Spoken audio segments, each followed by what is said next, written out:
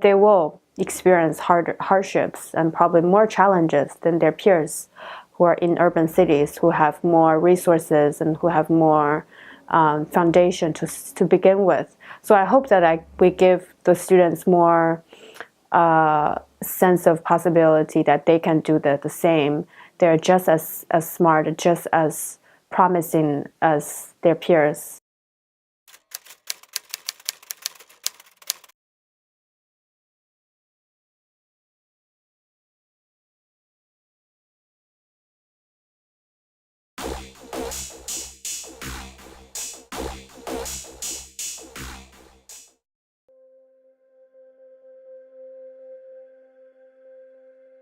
Our main impression when we first got there was, I would say, majority of the students do not like to go to school, and the learning process for the students are mostly remote, relying on rote memorization.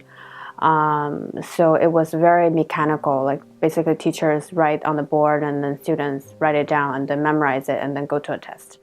I probably have 59 to 60 students when I first came in as 8th grade. And I think by the end of 9th grade, right before their high school exams, we have about 44, 45 students left. I think I planned a lot of time with my students if I'm not in the class. And on the weekends, it's usually filled with like home visits. I will go to a village with my students, visit their families, have a meal with them. So that was, I think, probably the most fun part.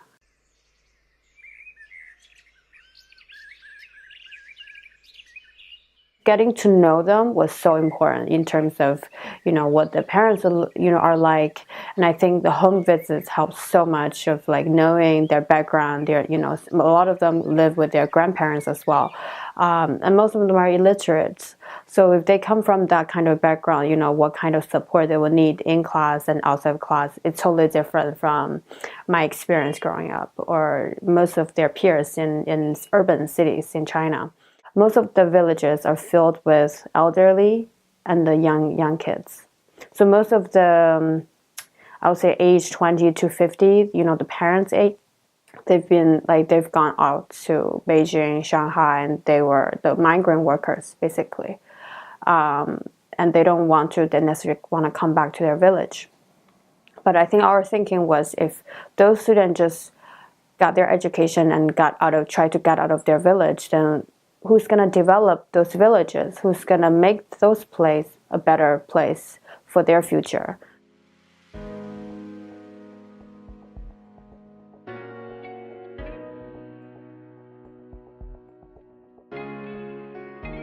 Through this project, we also want to kind of instill some sense of ownership of their own communities by identifying a problem in their village and come up with a solution.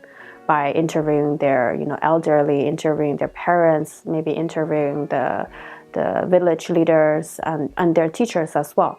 So I think this program kind of link a few holistic goals that we want to achieve in our students.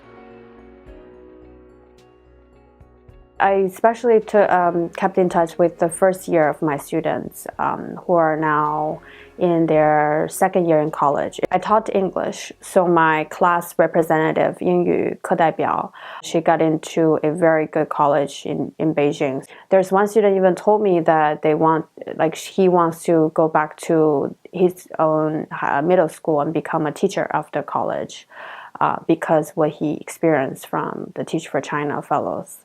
I have a student who became a firefighter in Inner Mongolia. They all had really different lives, but I was so surprised that when I asked them, what do you remember the most from that 2 years? And they just said, that was just the best of our lives, like in school.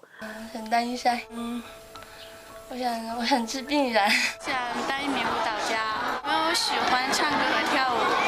当运动员，当电脑程序员。平时喜欢做作业，还有画画、听音乐的。我要睡觉。So I think throughout the 2 years, I've come across many students who are just as hardworking and smart as their peers in urban cities. But just because they were born in a different place, they probably end up in a very different career and life in general. So I think that was the biggest takeaway for me, and that's what drives me every day in front of the classroom to teach them. Part of the reason that I joined Teach for China was I was fortunate enough to have all the educational opportunities that my parents' generation didn't have. I wanted to pass on this blessing maybe to people around me, or people that didn't necessarily have that kind of opportunities. And I just hope that, more people will decide to give something back. Because actually, I think the biggest secret to find happiness is not to be on the receiving end, but to be on the giving end.